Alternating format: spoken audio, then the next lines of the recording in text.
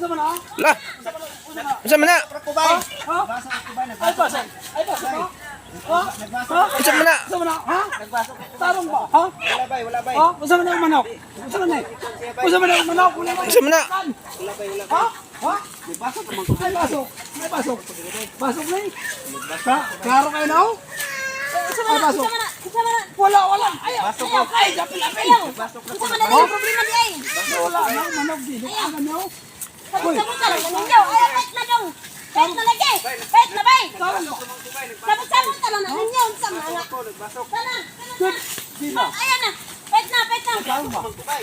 Ay pasok. Ay pasok ha? Hoy! Hoy! Di ba? Hoy! Dali! Hoy! Ikaw ha? Hoy! Ikaw ha? Hoy!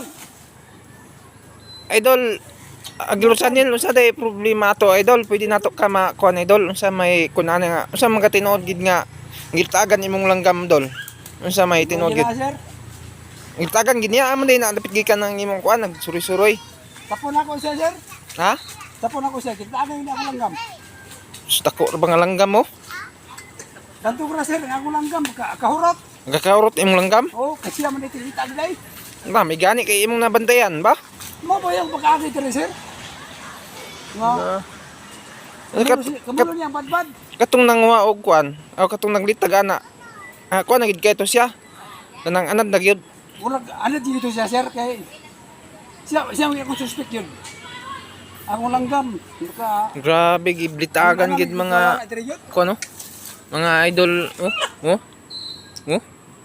Ikuan ako doon siya, sir. I-report ako doon sa barangay. Oh, mas maayo na siya Lord Sanil nga. Kabayad siya, sir. O ipa-barangay nimo kay para kung naay sa sunod nga mawala. Wala kailangan nga suspect atura siya kay mamanto siya ang kang sige nimo gakasakpan diri sa imong kuan. Barangay na ako doon siya, sir. Kay akong langgam diri. Nakaanam yung kawala yun. Daot. Kana po kaurot.